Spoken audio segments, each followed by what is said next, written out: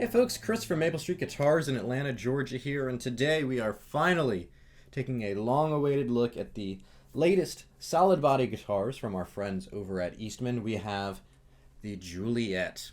So I have here the Juliet P90 version. This is in a vintage red finish, and I also have the Pomona Blonde Juliet with Humbuckers. So we're going to take a look at what makes these two guitars so special, and of course, give them a listen to hear how they sound. So Eastman's already gathered quite a reputation for themselves in their electric guitars. Before models such as the Juliet, they were mostly copied off of some kind of classic guitar models. I think that's fair to say. But with the Romeo previously, their first foray into an original guitar shape, that being a hollow body style guitar, they definitely showed that they can do their own thing, and the Juliet is now the furthest extension of that. So in a lot of ways, very similar body-wise to the Romeo, but we have a bit more of an offset kind of character here. We have a raised center block here, not unlike a Firebird. To me overall, this guitar kind of feels like a strange marriage between like a Jazzmaster and a Firebird feature-wise. With both guitars, we have an Akume body and neck. So Akume, very similar to mahogany, but with a nice light weight to it. So these are really comfortable feeling guitars, and I feel like if you have it, whether you're sitting down or playing with a strap, it's going to sit fairly comfortably and be a nice weight for a lot of players, especially modern performers. We have Goto tuners here, bare knuckle pickups. We have the old guard set, so we have the old guard P90s and the P90 version, of course, and then the old guard humbuckers in the Pomona Blonde. They do also make a Juliet in the antique varnish finish, that being a black finish with a Bigsby. We haven't gotten that one just yet, though we are looking forward to seeing that too. But yeah, I think that pretty much does it spec-wise. We do have a 25.5-inch scale, so a bit more kind of Fender style versus their most of their other electrics that are 24 3/4. So, like I said, kind of an interesting hybrid of a few different guitar designs. We also have a great, super smooth switch here. Interesting switching options with really cool knobs here as well. They got a nice little indent for instead of an arrow. We have individual volume controls for each pickup, and then a tone control just for the bridge pickup. So that's nice if you have an amp that's maybe a little bit brighter, but you still want that less muddy neck pickup sound. You want to have that nice kind of chime going on in the neck pickup. You can pull back some of that top end content from the bridge pickup. So all in all, a lot of really smart kind of design aspects to this guitar. But of course, what is perhaps most important is how does it sound? So let's take a listen. For today's demo, we're going to plug the Juliet into a Fender 1965 reissue Princeton reverb, and also we're going to get some characters of gain with a jam rattler pedal.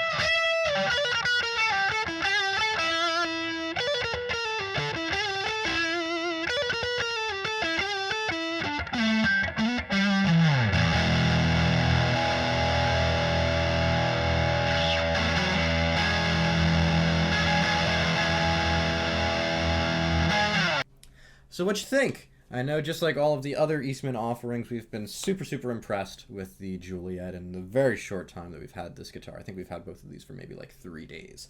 But we were really excited to see them, really excited to get them into our hands, and they certainly did not disappoint. Definitely a great foray further into the solid body kind of territory for Eastman, and definitely a great alternative for a lot of, mostly rock players. I think are definitely going to find a nice home with this guitar. The offset body style, the nice weight. It's definitely a performer's guitar, one that can rock the studio, but definitely rock the stage just as well. So let us know what you thought. Are you an Eastman fan? What do you think of the newest Juliets? Let us know in the comments below. Of course, follow us on social media here on YouTube, Facebook, and Instagram. If you like what you saw, please give us a like and feel free to subscribe. I know it helps us out. And of course, come by and see us here in Atlanta, Georgia sometime. So until next time, I'm Chris. Cheers.